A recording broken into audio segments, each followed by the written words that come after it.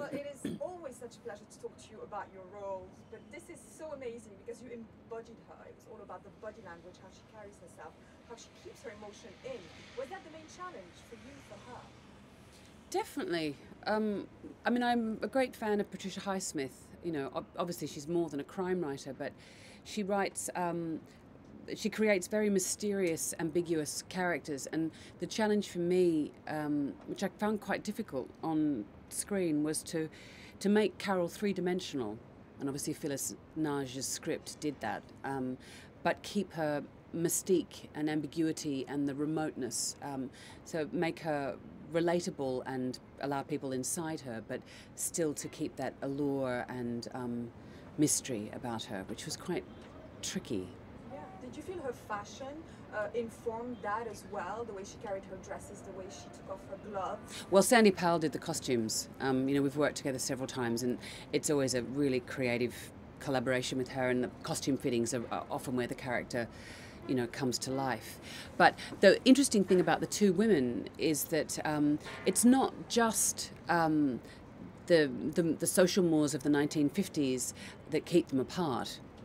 It's also the difference in class, you know, their difference in experience, their age difference. There's so many barriers, and what Sandy beautifully created with the look of the costumes is this impeccable sort of almost sort of vision of a woman, almost a dream of a woman that the character of Therese sees in Carol, and then you see beautifully realised through Rooney's performance, you know, that her maturing into almost being able to step inside Carol's world.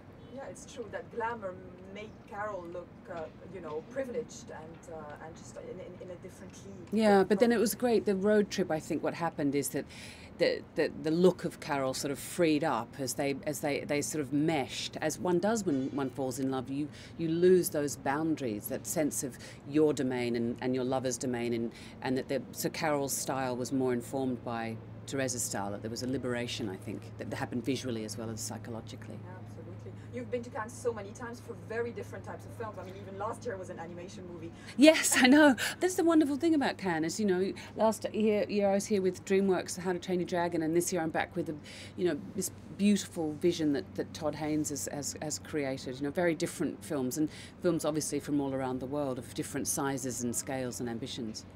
The award buzz has already started, so, you know, how do you usually feel about these things, and does it matter when the role matters to you? I was very nervous. I was wondering whether it's just because I had a lot of coffee, but like yesterday before the screening, and before the press conference, I was really nervous, and I think I don't know that I've ever been here with a film in competition, and there's a slightly different texture around it. You know, I've been here with very different films, but everyone involved in Carol, it was a real labour of love, and the script had been around for 15 years, and so I'm really proud to have been, you know, my partner Andrew Upton and I, to have been part of the producerial team that got it together.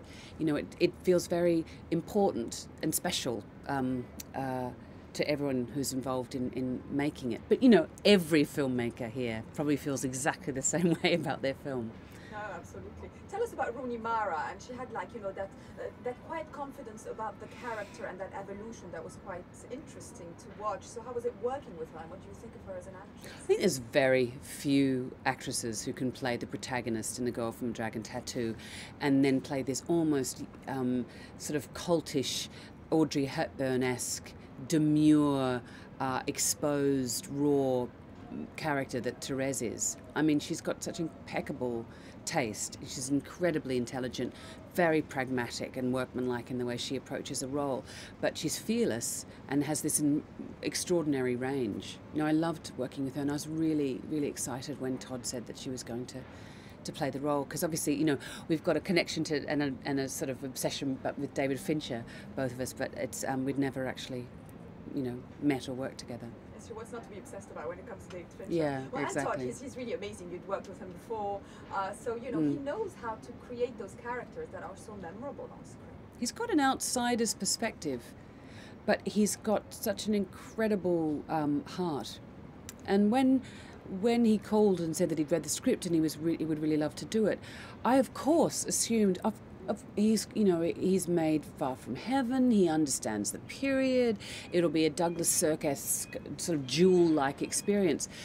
But when he started showing me all the references of all these female photographers who were working in the 1950s, whose work was never realised in their lifetime. Vivian Mayo, for instance, whose work I didn't know. And that wonderful documentary was made about her last year that was nominated for an Academy Award.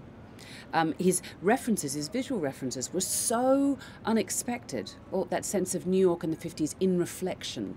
You know, that sense of a woman only being seen in the reflection of the men that she was connected to. The kind of the meta vision for the film was really exciting, and that's the extraordinary thing about Todd, is he's able to bring an outsider's perspective into the mainstream of light of cinema. So he has such he's sort of got a foot in both camps, and working with him, you feel like at once you're working on a big scale, a big vision picture, but he's still got that art school indie filmmaker mentality, so that you feel like you're creating something new and fresh. It's really exciting to work with him. The thing about Todd is that he's made a film about love and yearning and how dangerous love is. And the wonderful thing about Patricia Highsmith is that she writes about murder, she writes about crime, and this is about a love story that's a criminal act. And I think that's the power of the film. It's not whether I'm straight or gay. Who cares? Who cares? Absolutely. They describe it as a lesbian love story. For me, it is a love story. It's a love story, romance. Of course. And I think it's got a much broader reach than being a niche experience. But I think what makes it dangerous, perhaps, and unusual still in this day and age is its love between two women.